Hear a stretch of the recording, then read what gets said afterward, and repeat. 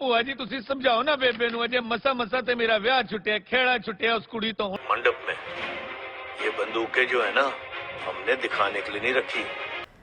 दीपक चड्ढा जी, ये पीछे का जो समा गया है, बीता है लॉकडाउन का, कोरोना काल जो आया, उसमें हर इंडस्ट्री को बहुत ही चोट पहुंची, बहुत ही गहरी चोट पहुंची। हर इंडस्ट्री उससे अछूती, ऐसा नहीं है कि कोई अछूती रही हो। फिल्म इंडस्ट्री, टीवी इंडस्ट्री को भी बड़ा आघात पहुंचा, शूटिंग्स बंद रहीं। उन कलाकारों को, क्योंकि आप भी एक रोज़ाना जो टेलीविज़न शोस ये होते हैं, सीरियल्स होते हैं, इसमें अभी आप वर्किंग रहते हैं, आप फिल्में भी आप करते रहते हैं। उन कलाकारों का कैसा समा बीता कोरोना काल में, जो रोज़मर्रा की जो उनको आमदनी थी, जो मंथली जो उनको मिला करती थी, उसी के बिहाफ पे वो उनकी ज़िंदगी गुजर बसर होती थी। तो उनका जो समा बीता, उनके जो पीड़ा दर्द आपने देखा होगा, वो भी हमारे दर्शकों को बयां कीजिए कि उन्होंने उस टाइम को किस तरीके से पार किया। देखिए, उनका समा तो मैं नहीं बता सकता कि किसने कैसे गुजारी रात तन्हाई में या महफिल में, ये तो वो लोग बेहतर बता सकते हैं। मैं तो अपना बता सकता हूँ कि मैं शुक्रगुजार हूँ सरकार का, या जिसने भी कोरोना भेजा, या कोरोना आया या नहीं आया, ये भी एक अलग डिबेट का विषय है। लेकिन मेरा समय बहुत अच्छा गुजरा, क्योंकि मुझे और मेरी पत्नी को और हमारे बच्चों को, हम सबको एक साथ रहने का, एक ही घर में, जो काफ़ी वक्त से इस मसरूफ़ियत के वक्त में हम लोग अपने घरों परिवारों से दूर हो गए थे, लोग साथ रहे। और कहने वाले कह गए हमारे बुज़ुर्ग कि घर में रोटी ना हो ना सही, सुख होना चाहिए, परिवार में एकता होनी चाहिए, शांति होनी चाहिए। वो रहा, और उसकी रहमत तो इतनी रही मुझ पे कि ऐसे कई काल भी आ जाएं, भले पानी पी के भी गुजारा करना पड़े, वो दौर तो आएगा नहीं, लेकिन वक्त अच्छा गुजरा। परिवार में हंसी मजाक में समझने का मौका मिला। अब इसे मैं यूँ बयां करता हूँ कि जिन बच्चों ने बाप को देखा ही नहीं था कई वक्त से, या उनके पास फुर्सत ही नहीं थी, तो कम से कम उनमें कुछ तो चीज़ें ऐसी पता लग गई उनको कि हमारे बाप के पास हैं। तो ऐसा कोरोना काल हर, ताकि परिवार में लोग एक साथ बैठ के कुछ महीने एक दूसरे को समझ सकें, पति पत्नी को देख के याद कर सके कि यही मेरा पति था, और पति को भी पता लगे कि यही मेरी पत्नी थी। क्योंकि कभी भी कोई आधा पौने घंटे से ज़्यादा आज की इस मसरूफियत के ज़माने में नहीं बैठते, समय नहीं बिता पाते। इसलिए 5 साल में एक बार कोरोना ना आए तो लोगों से मेरी गुजारिश है कि अपने घर के बाहर लिख दें कोरोना हमारे घर के अंदर है, और 3 महीने 15 दिन 10 दिन के लिए पूरी फैमिली एक साथ बैठ जाए, लेकिन इंटरनेट बंद करके।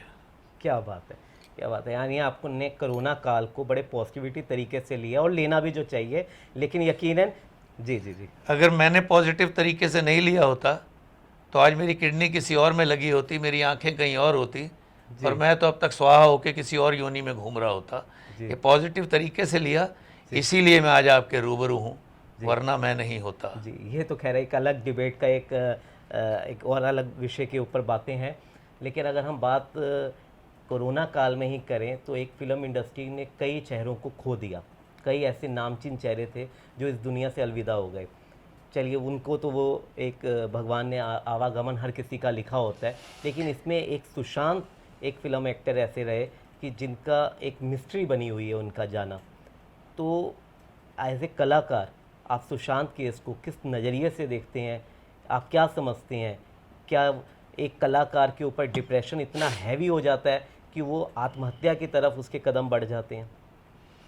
देखिए, कलाकार के नाते मैं सुशांत सिंह को सबसे पहले तो श्रद्धांजलि दे दूं, कई बार दे भी चुका हूं, न्यूज़ 28 के चैनल के माध्यम से दे दूं। बाकी आना जाना, परिवर्तन तो संसार का नियम है, जो आया है उसने जाना ही जाना है। पर जिस तरह से सुशांत सिंह गया, इस तरह से नहीं जाना चाहिए था उसे। अब क्यों गया, कैसे गया, ये भी एक चर्चा का विषय भी है और इंक्वायरी चल रही है। लेकिन मेरा ये मानना है कि जाना आना दोनों चीज़ें लिख के रखी हुई हैं, और जिसने जिस तारीख को जाना है, जिस क्षण जाना है, उसी क्षण उसने जाना है। जब हम आने की खुशी मनाते हैं तो जाने की भी हमें खुशी मनानी चाहिए, क्योंकि जाने वाला जहाँ गया है वो तभी तो कहीं आएगा। अगर आज मेरे घर में कोई औलाद आई है तो किसी के घर में वो औलाद गई होगी, तभी तो मेरे घर में आई है जी। तो आना और जाना ये उसके हाथ की बातें हैं, इसमें हम कुछ ना ही बोलें तो बेहतर है, क्योंकि हमने भी जाना है और हमने फिर लौट के आना है। अब कहाँ लौट के आना है वो विधि का विधान वही जानता है। वैसे अगर कहा जाए कि मकड़ जाल में युवा वर्ग फंसता जा रहा है, ड्रग्स के लिए अगर कहें, बेरोजगारी का पे बात करें, और अगर आपने जिस तरीके से अगर ये सिस्टम को बताया कि किस तरीके से ये आपका करप्शन वाला जो सिस्टम है ये भी एक मकड़ जाल फैला रहा है, और युवा वर्ग इसमें बहुत ज़्यादा इन्वॉल्वमेंट इसकी हो जाती है। युवाओं को आपका क्या संदेश है, वो किस तरीके से अपने आप को इन सब जो समस्याएं हैं, गंभीर समस्याएं हैं जो एक मानव जाति के लिए, उससे किस तरीके से अपना पीछा छुड़ा सकते हैं एज एक जिम्मेदार नागरिक होने के नाते, इस पे आपके क्या विचार है? देखिए, युवा वर्ग जो होता है वो युवा ही होता है, तजुर्बा तो क्योंकि वही अडॉप्ट करती हैं ये सब चीज़ें नहीं, को। युवा वर्ग की तो ड्रीम ही बड़े हैं ना। जी आजकल घर छोटे हो गए हैं, परिवार बड़े हो गए हैं, जी घर में तन्हाइयाँ हो गई हैं, बुजुर्ग अलग हो गए हैं। तो युवा वर्ग जो है, जब वो युवा हो रहा होता है तो उसके दोस्त, जी उसका सर्कल, वो जितने उस माइंड के लोग होते हैं, जो उस माइंड सेट के, वो सबका ड्रीम क्या होता है, मुझे अमिताभ बच्चन बनना है, मुझे अक्षय कुमार बनना है, मुझे सुनील शेट्टी बनना है। उसके लिए उनको लगता है कि हमें बॉडी बना लेनी चाहिए, एक्टिंग आए ना आए, बस बॉडी बना लेनी चाहिए। बॉडी बनाने के लिए वो क्या करते हैं, शुरुआत प्रोटीन, सेकंड जिम में जाते हैं, ट्रेनर नौसिखिया, बस उसने फुला रखा है, क्रेटिन ले लो भाई, फिर थोड़े दिन के बाद स्ट्राइड से ले लो। स्ट्राइड क्या है? जब वो स्ट्राइड का नशा टूटता है तो आदमी को कहाँ जाना पड़ता है, उससे बड़े नशे में। बड़े नशे में रखें। जैसे शुरुआत होती है बियर से, फिर पैक से, फिर पैक के बाद बॉटल से, बॉटल के बाद नीट से, नीट के बाद फिर देसी ठर्रे पे आ जाते हैं। अगर बजट ना हो, बजट हो तो स्कॉच में चले जाते हैं। तो सेम चीज़ वो है कि युवा वर्ग को पहले ये सोचना पड़ेगा कि आप हैं कौन। आपके माँ बाप ने आपको मौज मस्ती के लिए पैदा किया है, अपनी आपकी कुछ जिम्मेवारियां हैं देश के प्रति, और उसके लिए हमारी सरकार को सबसे पहले युवा वर्ग के लिए रास्ते खोलने चाहिए, जिसमें युवा वर्ग जो है जी वो अपने लिए सोचने के साथ साथ देश के लिए सोचे। युवा वर्ग को जो एक्सप्लॉइट कर रहे हैं लोग, उनको रोकना होगा। जी आज की डेट में 75% युवा वर्ग जो है वो ड्रीम की तरफ भाग रहा है। ड्रीम बिल्कुल ठीक। ड्रीम पूरे कैसे करने हैं ये उन्हें नहीं पता, बस ड्रीम पूरे करने के लिए वो नशे लेता है, स्टेरॉइड्स लेता है, प्रोटीन लेता है। बॉडी बनाने वाला हर लड़का steroid, protein, creatine, amino acid ये सब बॉडी में डाल लेता है। बॉम्बे में फिल्म इंडस्ट्री की बात निकल रही है, मैं फिल्म इंडस्ट्री से ताल्लुक़ रखता हूँ। अगर मैं डॉक्टर होता तो मैं हॉस्पिटल की बात करता, पायलट होता तो मैं क्रू मेंबर की बात करता, लेकिन हर फील्ड में वही चीज़ है जो फिल्म इंडस्ट्री में है। जब आदमी के खर्चे बढ़ जाते हैं तो इजी मनी के लिए वो ड्रग्स पहले पीता है, फिर उसको सप्लाई में लग जाता है। सप्लाई करने लग जाता है या ला के गिफ्ट देने लग जाता है, पार्टीज करने लग जाता है, और फिर एक दिन ऐसा आता है कि वो ड्रग्स पार्टीज का अहम हिस्सा बन जाता है। यकीन। सेम चीज़ लड़कियों के साथ होती है। पहले वो बनने हीरोइन जाती हैं, हीरोइन नहीं बन पाती, पार्टीज़ में जाना शुरू कर देती हैं, बार टेंडर बन जाती हैं, ये बन जाती हैं। वहाँ उनको ख्वाब बड़े बड़े दिखाने वाले लोग मिल जाते हैं जो 90% फ्रॉड होते हैं। जेन्युइन तो मिलेंगे ही नहीं ना आपको। जी जेन्युइन जो मिलेगा वो ख्वाब नहीं दिखाएगा, वो आपके काम करेगा। फिर उस दलदल में जब वो फंस जाती हैं और पीछे घर में कह के गई होती है, अरे हम तो फलां सीरियल में आ रहे हैं, फलां में आ रहे हैं, फलां फिल्म में आ रहे हैं, जो सीरियल और फिल्में कभी नहीं आती। दिल्ली में मैं ऐसे कम से कम 300 लोगों को जानता हूँ जिनकी 30 साल पहले भी फिल्म आ रही थी, आज भी फिल्म आ रही है, आई नहीं है। सीरियल आज भी आ रहे हैं लेकिन आते नहीं हैं। तो वो जब उस दलदल में फंस जाते हैं तो उस दलदल से निकलने की बजाय वो इतना फंस जाते हैं कि वो उसका हिस्सा बन जाते हैं। जी वो फिर दूसरे लोगों को उस दलदल में डालने लग जाते हैं, जी। क्योंकि खुद की उम्र तो गई ढल, अब खुद सरवाइव करना है तो उनको जवां खून जिस्म तो लाने ही पड़ेंगे उस शहर में। बिल्कुल। तो वो फिर जो नए लोग आते हैं उनको फिर आगे बढ़ाने लग जाते हैं। तो वो एक लॉबी बन जाती है, जी जी वो मैडम जी बन जाती हैं, वो लड़का सर जी बन जाता है क्योंकि उम्र ढल गई, अब वो सर है। अब सर ने, अरे 20 साल से शाहरुख के साथ 3 फोटो होंगी उनकी, शाहरुख के साथ किसी फिल्म में भी खड़े हुए होंगे। तो वो एक लॉबी अलग है, उस लॉबी का जेन्युइन बॉलीवुड लॉबी से कोई लेना देना नहीं है। ये लॉबी आपको एयर होस्टेस में भी मिलेगी, ये लॉबी आपको सरकारी अस्पतालों में भी मिलेगी, ये लॉबी आपको प्राइवेट हॉस्पिटल में भी मिलेगी, ये लॉबी आपको फैक्ट्री ऑनर्स में भी मिलेगी। ये लॉबी है। आपने युवाओं के ड्रीम के लिए बात की कि उनके भी ड्रीम्स होते हैं, तो यकीनन दीपक चड्ढा जी का भी कोई ड्रीम रहा होगा, कोई ऐसा ड्रीम प्रोजेक्ट, कोई ड्रीम रोल जो अभी तक शायद दीपक चड्ढा जी ने किया है या नहीं किया, और अगर किया है तो कौन सा था, और नहीं किया तो कौन सा करना है? देखिए सर, ख्वाहिशें इतनी कि हर ख्वाहिश पे दम निकले, बहुत निकले अरमा अभी तक तो, लेकिन कम निकले। ड्रीम तो बहुत हैं, लेकिन उसने जितने ड्रीम पूरे कर दिए उसका शुक्राना है, उसका शुक्रिया है, और हर वक्त उसका शुक्रिया अदा करता ही रहता हूँ। और अपने परिवार की तरफ से भी उसका शुक्रिया है कि उसने जितना हमें दे दिया, इतना बहुतों को नहीं दिया उसने। इतना भी उसने दिया तो उन्हीं चंद लोगों को दिया जो मुट्ठी में गिने जाते हैं वर्ल्ड में।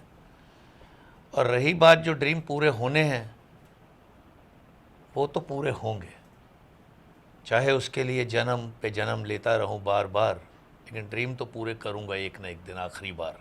क्या बात है, बहुत खूब। और रही बात आने वाले प्रोजेक्ट की, तो सूरज ने सुबह निकलना है तो उसके लिए बताने की क्या ज़रूरत है, जिस दिन निकलेगा सबको दिख भी जाएगा। दुनिया भर को पता लग ही तो जाएगा। इसलिए अगर मैं आज बता दूं और वो प्रोजेक्ट ना आए तो लोग कहेंगे कि न्यूज़ 28 वालों ने झूठा इंटरव्यू ले लिया। वो फिल्म तो अभी तक रिलीज़ भी नहीं हुई, वो बनी भी नहीं और दिखी भी नहीं। इसलिए बस फिलहाल 1 जनवरी को। जी, फिलहाल दीपक जी जब इस समय जो इस प्रोजेक्ट्स पे काम कर रहे हैं उसके बारे में ही हमारे दर्शकों को बताएं। वही बता रहा हूँ आपको, गिन्नी वेट सन्नी रिलीज़ हुई है अभी 1 हफ्ता पहले, वो देखिए। I am playing as a villain, चाचा। पॉइजन 2 एक फिल्म रिलीज़ हुई है, सॉरी पॉइजन 2 एक वेब सीरीज़ रिलीज़ हुई है 11 एपिसोड की। आफ्ताब शिवदिसानी, राय लक्ष्मी, करणवीर मेहरा, पूजा चोपड़ा, मैं, और काफ़ी अच्छे बड़े बड़े किरदार हैं उसमें। नए हीरो हैं, नए लड़के हैं, जो सेलिब्रिटी हैं वो हैं उसमें मेरे साथ। और एक रोशनी है हॉटस्टार पे, पाउडर है नेटफ्लिक्स पे, गिन्नी वेट सन्नी है। तो ये हैं, और बाकी आ रहे हैं बहुत जल्द। Z5 पे आ रही है फिल्म बहुत जल्द, 1 जनवरी को रिलीज़ है। बड़ी फिल्म है, पब्लिसिटी होगी, आप लोगों तक पहुंच जाएगी। और 2 टीवी सीरियल हैं, एक जी पे शुरू होने वाला है, एक कलर्स पे शुरू होने वाला है, वो भी दिसंबर के 2nd वीक में शुरू हो जाएगा, आपको दिखेगा। और बाकी वेब सीरीज़ तो कई हैं जो आती रहेंगी, आप देखते रहिएगा। नाम नहीं बताऊंगा क्योंकि क्रेज़ कम हो जाएगा। जी, थैंक यू। न्यूज़ 28 का बहुत बहुत धन्यवाद मेरे गरीब खाने पे आने का, मेरा इंटरव्यू लेने का। न्यूज़ 28 दिन दूनी रात चौगनी तरक्की करता रहे, और इसी तरह से जब जब मैं दिल्ली आऊं, या ये जब जब बॉम्बे आएँ, तो आप लोगों के समक्ष मुझे प्रस्तुत करते रहें। धन्यवाद। तो ये थे दीपक चड्ढा जी, फिल्म इंडस्ट्री और टीवी इंडस्ट्री का एक जाना पहचाना नाम, जिन्होंने अपनी दास्तान, अपने सफ़र को आपके साथ बयां किया और बताया कि किस संघर्ष से निकलकर वो तप कर आज एक कोहिनूर की तरह चमक रहे हैं इस इंडस्ट्री के अंदर, और किस तरीके से वो उन्होंने अपनी इस पूरी यात्रा में जो जो देखा उसको भी आपके सामने उन्होंने बयां किया। इसी उम्मीद के साथ मैं हर्ष कुमार आपसे विदा चाहता हूं। देखते रहें न्यूज़ 28। हम अपने नेक्स्ट एपिसोड में अपने आपकी आवाज़ में फिर एक नए मेहमान के साथ रूबरू होंगे। तब तक मुझे इजाज़त दीजिए। धन्यवाद।